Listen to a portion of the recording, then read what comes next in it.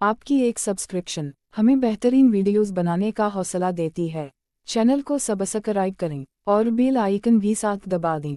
मेरा नाम नाबिल है, मेरी हाइट 5 फुट 2 इंच है, मेरी एज 27 साल है और मैं बहुत ही क्यूट और खूबसूरत हूँ। मेरा चेहरा फूलों की तरह हुसन है, मेरी आँखों में मस्ती भरी है, मेरे गाल मोटे और भरे भरे हैं और मेरे होंठ रस भरे रसीले हैं। तो हुआ कुछ यूँ था कि मैं इस वक्त तकरीबन 16 साल की थी जब हमारे मैट्रिक के इम्तिहान होने वाले थे। मैं कोई बहुत कमज़ोर स्टूडेंट तो ना थी पर कोई बहुत जहीन स्टूडेंट भी ना थी, जिस वजह से इम्तिहान की तैयारी के लिए मुझे किसी न किसी से रहनुमाई की ज़रूरत थी। मेरी खाला का बेटा शहजाद बीए कर चुका था और वह हमारे घर से ज़्यादा दूर भी नहीं रहता था। मैंने अम्मा जान से कहा कि वह शहजाद से बात करें कि वह फारिग वक्त में मुझे पढ़ा दिया करें, इस तरह मुझे ट्यूशन के लिए ज़्यादा दूर नहीं जाना पड़ेगा, आने जाने की परेशानी भी नहीं होगी और वक्त भी ज़ाय नहीं होगा। अम्मा इसी दिन शहजाद से बात कर आई और उन्होंने मुझे बताया कि उन्होंने शहजाद से बात कर ली है और वह हर शाम सुबह के 7 बजे से सुबह के 9 बजे तक आया करेगा मुझे पढ़ाने। इस दिन ने जल्दी तमाम काम नापट और अपनी किताबें लेकर ड्राइंग रूम में पढ़ने बैठ गई। तकरीबन 12:30 बजे होंगे जब शहजाद हमारे घर आए। शहजाद की उम्र इस वक्त 25 साल के करीब थी और काफ़ी मियाँ और हैंडसम शख्सियत के मालिक थे। उनका कद 6 फुट के करीब जबकि जिस्म मजबूत और ट्वना था, क्लीन शेव के साथ सावला रंग क़यामत का था। रस्मी सलाम दुआ के बाद मुझसे मुखातिब होते हुए बोले, अच्छा तो मेरी शागिर्द पढ़ाई के लिए तैयार है? मैंने भी सर हिलाते हुए कहा, जी वेरी गुड। यह बताओ किस सब्जेक्ट में खुद को ज़्यादा कमज़ोर समझती हो? शहजाद ने मेरी किताब उठाकर उसके वकुलट हुए किताब पर ही नज़रें जमाई मुझसे दूसरा सवाल पूछा तो मैंने उन्हें बताया कि मैथ और इंग्लिश में कमज़ोर हूँ। मैं थोड़ा सिमटकर बैठी हुई थी और बात करते हुए भी थोड़ी जे कर रही थी। शहजाद ने किताब मेज़ पर रखते हुए मेरी जानिब देखा और बोले, अगर इसी तरह तुम घबराई और जेकिटा रहोगी तो मेरा नहीं ख्याल कि मैं तुमको जो कुछ पाऊँ वह तुमको जहन नशीन भी करा सकूँगा, लिहाजा रने जेकिनी की ज़रूरत नहीं। हम बड़े दोस्ताना माहौल में स्टडी करेंगे और जो कुछ भी पढ़ेंगे इसे याद भी रखेंगे। जी बेहतर। मैं खुद को थोड़ा रिलैक्स जाहिर करने की कोशिश करते हुए बोली, इस दिन पढ़ाई तो कोई खास ना हुई, अलबत्ता शहजाद ने अपनी बातों और चुटकुलों की मदद से मेरी टीक दूर कर दी। मैं अब काफ़ी रिलैक्स भी थी, यही वजह थी कि मैं शहजाद के चुटकुलों का जवाब भी चुटकुलों की सूरत ही दे रही थी। मेरा चंचल पिन बेदार हो चुका था। शहजाद ने थोड़ी सी मैथ की मशक कराई और इंग्लिश से शुरू करने का कहकर घर के लिए उठे। अम्मा ने उन्हें रोक लिया कि चाय तो पीते जाएं। शहजाद भी चाय के लिए बैठ गए। चाय और थोड़ी गुपशप के बाद शहजाद कल शाम सुबह के 7 बजे आने का कहकर घर चले गए। तकरीबन 2 हफ्तों तक मामला ऐसे ही चलते रहे। वह वक्त के खासे पाबंद थे, वक्त पर आते और अपना काम वक्त पर ख़त्म करके चले जाते। उनकी शख्सियत अमन नज़र तो थी ही, उनके पाने और समझाने का अंदाज भी खूब था। यही वजह थी कि मैं शहजाद की गिरवी हो चुकी थी और उनसे काफ़ी बिनकलपा भी हो चुकी थी। इस दिन शहजाद मुझे मैथ की मशक करा रहे थे जब अम्मा चाय ले आई। उन्होंने मेज़ पर रखी और बोली कि चाय पहले पी लेना। यह कहकर वह वापस किचन में चली गई। मशक ख़त्म हुई तो मैंने चाय की प्याली उठाकर शहजाद को देना चाही तो पता नहीं क्या हुआ कि मेरा हाथ कांप गया और सारी की सारी चाय शहजाद के ऊपर गिर गई, जिससे उनकी पतलून और शर्ट भीग गई। मेरे तो असना खता हो गए। दौड़ती हुई गई और टली उठा लाई। मैं बार बार शहजाद को सॉरी बोल रही थी और साथ ही साथ उनकी शर्ट को टली से खुश्क करने की कोशिश कर रही थी। अब जले तो नहीं? मैंने मुसलसल टली रगड़े हुए पूछा। चाय से तो नहीं जला, लेकिन अब तुम जरूर जला डालोगी। मैं उनके इस जुमले को बिल्कुल भी ना समझी और इसी तरह टली से उनकी शर्ट को खुश्क करने में लगी रही। मैं शायद कुछ देर और इसी तरह टली से उन्हें खुश्क करने में लगी रहती, पर शहजाद ने मुझे रोक दिया और मुझे दोनों कंधों से उठाकर खड़ा करते हुए बोले, बस करो बबली, घर में मुझे सब इसी नाम से पुकारते थे। Everything is fine. तुम खामखा परेशान हो रही हो। लेकिन मैं खुद में बहुत शर्मिंदा थी, इसीलिए जब मैंने उन्हें इस शफकत से पेश आते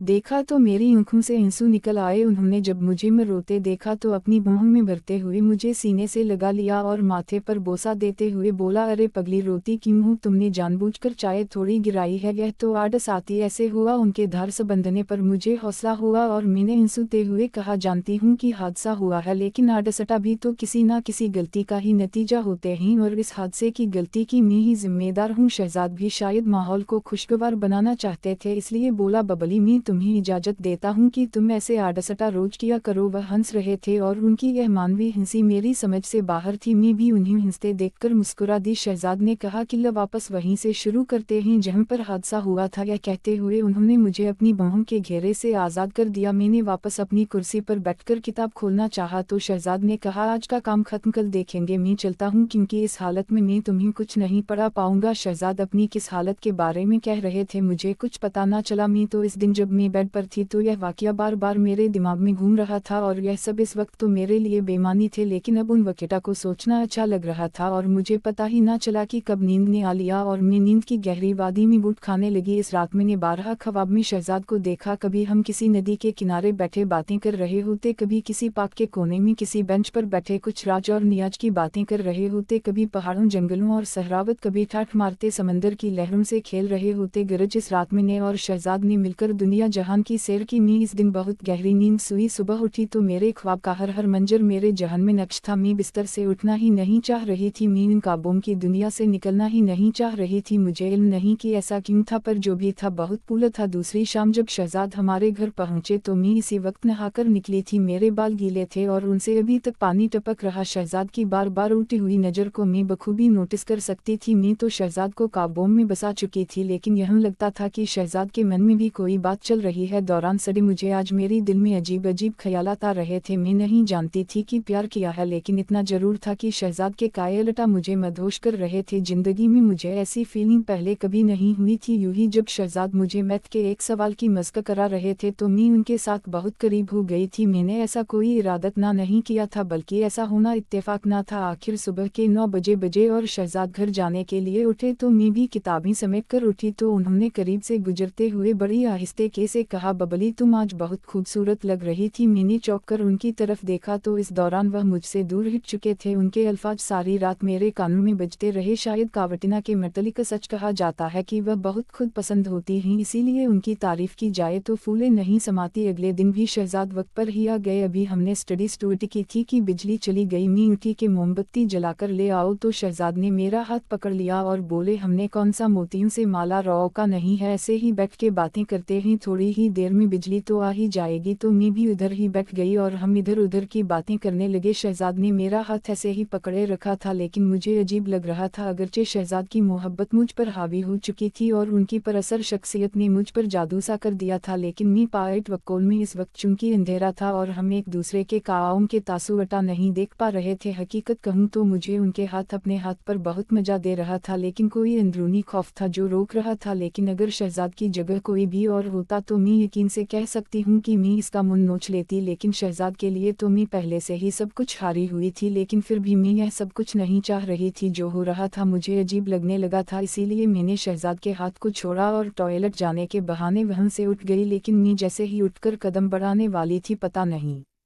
मुझे क्या हुआ, मैं डगमगा गई। इसी लम्हे शहजाद ने हाथ बढ़ाकर मुझे सहारा दिया तो मैं गिरने से बच गई। मैं बहुत नर्वस हो गई थी, शायद मैं जल्दी से टॉयलेट की तरफ भागी। मुझे कुछ हाजत तो ना थी, अलबत्ता ठंडे पानी से मुंह पर छींटे मारे तो गर्मी का एहसास कुछ कम हुआ। मैं अभी टॉयलेट में ही थी कि बिजली आ गई। मैं वापस ड्राइंग रूम में आई तो शहजाद वहाँ मौजूद नहीं थे। मुझे परेशानी हुई कि ऐसा किया कि वह बताए बगैर ही चले गए। इसी वक्त अम्मा ड्राइंग रूम में आई तो उन्होंने बताया कि कह रहा था कि इसके सर में दर्द हो रहा है और बिजली भी नहीं है, इसलिए वह घर जा रहा है। मैंने भी किताबें समेटे और अपने बेडरूम में चली आई। मेरी सोच का महर बस शहजाद ही थे। इस रात भी मैं उन्हीं सोच में गर्क सो गई। सुबह उठी तो शहजाद के याद में सारा दिन मशहूर होती रही। शाम होने से पहले ही मैं शाम का बेचैनी से इंतजार करने लगी। मैं देखना चाहती थी कि शहजाद आज कैसे बर्ताव करते हैं, लेकिन वक्त होने के बावजूद वो नहीं आए। मैं इंतजार करती रही, लेकिन मेरा इंतजार बस इंतजार ही रहा। वह 8 बजे तक नहीं आए तो मैंने अम्मा से कहा कि खैर हो शहजाद, पता नहीं आज क्यों नहीं आए। अम्मा ने कहा कोई और काम पड़ गया होगा इसलिए नहीं आ सका होगा। मैंने कहा नहीं अम्मा, कल जब वह गए थे तो उनकी तबीयत ठीक नहीं थी, क्या पता वह अभी तक ठीक ना हुए हो। अब खाला को फ़ोन करके उनका पता तो कराए। अम्मा को भी जैसे कुछ याद आया तो उन्होंने खाला को फ़ोन लगाया। तब खाला ने बताया कि शहजाद तो कल से सख्त बुखार में तप रहा है। मुझे इल्म हुआ तो सख्त बकिना हुई, दिल चाहा कि अभी जाऊं और उसका बुखार खुद पे ले लूं, लेकिन मैं इस वक्त क्या कर सकती थी। सुबह में अम्मा को साथ लेकर उनका पत्ता लेने खाला के घर गए तो देखा शहजाद वाकई बुखार की वजह से बिस्तर में पड़े थे। थोड़ी सी रस्मी बातचीत के बाद में इधर ही बैठ गई। खाला और अम्मा भी साथ बैठी अपनी बातों में मसाफा हो गई। शहजाद ने एक बार भी हमारी तरफ देखा, फिर उन्होंने अपनी आंखें मूंद ली। हम खाला और अम्मा की मौजूदगी में कोई बात नहीं कर सकते थे, इसलिए हम खामोश बैठे थे जबकि खाला और अम्मा बातें कर रहे थे। बातों में खाला ने बताया कि उनकी सहेली की बेटी की शादी थी जहां उनका जाना बहुत जरूरी था, लेकिन नहीं जा सकती। अम्मा पूछ रही थी क्यों नहीं जा सकती हो तो खाला बोली जिसके साथ जाना था वह तो बिस्तर पर पड़ा है और आपके भाई साहिब खालू भी ऑफिस से छुट्टी नहीं ले सके कि उनके साथ चली जाती। अम्मा चुनकी खाला की सहेली को जानती थी और उन्हें पता था कि वह किधर रहती है, इसलिए खाला से बोली तुम्हारी सहेली कौन सा दूसरे शहर में रहती है, टैक्सी पकड़ो और 2-3 घंटे में वापस आ जाओगी। मैंने यह सुना तो मेरे दिमाग में आइडिया आया कि अगर अम्मा और खाला शादी पर चली जाएं तो मुझे शहजाद से अकेले में बात करने का मौका मिल जाएगा। यही सोचकर मैंने भी अम्मा की टेबा में कहा, खाला अगर आपकी सहेली इसी शहर में रहती है तो तब आप जरूर हो आएं, शहजाद की फिक्र ना करें, 2-3 घंटों तक हम उनकी तीमारदारी कर लेंगे। खाला और अम्मा दोनों को मैंने शादी में जाने पर आमादा कर लिया। अगरचे अम्मा जाना नहीं चाहती थी, उन दोनों के जाने के बाद में और शहजाद अब घर में अकेले थे। कोई 15 मिनट तक हमें कोई बात ना हुई। शहजाद वैसे ही उनकी मुंदे लेटे रहे, शायद वह मेरा इंतजार कर रहे थे कि मैं कोई बात शुरू करूंगी, लेकिन मैं ताबा उबा में रही कि बात शुरू कैसे करूं और कौन सी बात करूं। तन्हाई और खामोशी माहौल पर अजब पर सरत थी। शहजाद ने मेरी तरफ करवट लेकर आंखें खोल दी। नाबिल तुमने मुझे जला डाला। उनकी आवाज़ मेरी समातों से टकराई, उनकी नज़रें मेरे चेहरे पर गड़ी थी। तुम शायद समझ रही होगी कि मैं बुखार से तप रहा हूँ, लेकिन ऐसा नहीं है, यह आग जिसमें मैं जल रहा हूँ तुम्हारी ही प्यार में लगी हुई है, देखो जल रहा हूँ मैं। यह कहते हुए उन्होंने मेरा हाथ अपने माथे पर लगा दिया। उनका माथा सच में अंगारे की तरह था। जी जी शहजाद, मेरे मुंह से बस इतना ही निकल पाया। शहजाद दीवानों की तरह मेरे हाथ को अपने चेहरे पर रख रहे थे, जैसे वह इस तरह सुकून पा रहे हो। सुकून तो मुझे भी हासिल हो रहा था, मोहब्बत तो मुझे भी हो गई थी।